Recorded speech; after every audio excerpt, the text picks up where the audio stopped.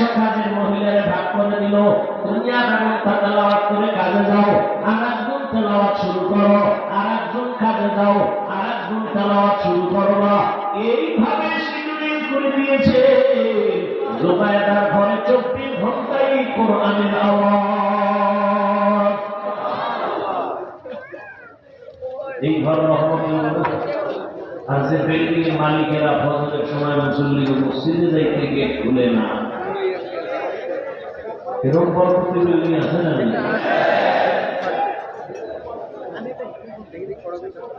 অনেক আল্লাহর বান্দারা কার মনে চায় ফজরের নামাজে মসজিদে যাব, কিন্তু গেট খুলতে দেয় না দারোয়ান মালিক। এই বিল্ডিং এ আগুন লাগবে না তো কই যাবে? আল্লাহ হেদায়েত দেন। আমিন। আরে লাখ লজ্জা না হইলে কি করে? করোনা মতো এত গজব দিয়েও যত ঘাট ফেরা শোধা হয় না। ইঞ্জিনিয়ার কি করবে? সারা দুনিয়া আমেরিকার আঙ্গুলি ইশারায় চলে। এখন আগুন লাগে তো 14 গোষ্ঠী লইয়া ফিরা কি বলিউড হলিউড গজব সজব সব হ্যাঁ আগুন দিচ্ছে। ফেসবুকে গোলাম নাই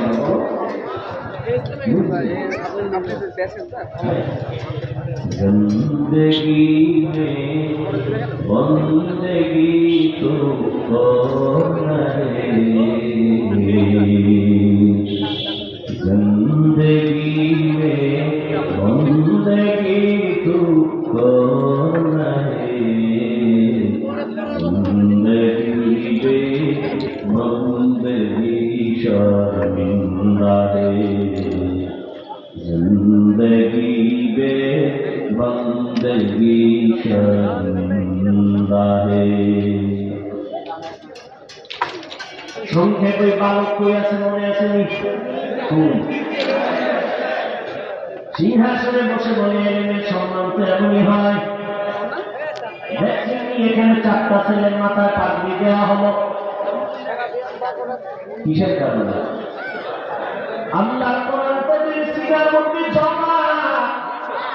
এই বাংলাদেশের চালাক মানুষ বলো, আমরা যে বাংলা বই পড়িয়া বাংলা শিখছি আদর্শ লিপি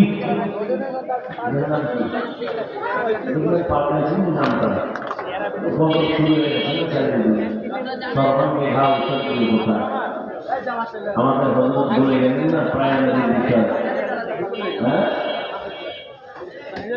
আসলে এদেশে ইসলাম কায়েম হবে, বেঈমানরা তো চায় না। এর থেকে বেশি কলিজা জলে মুনাফিক মুসলমান।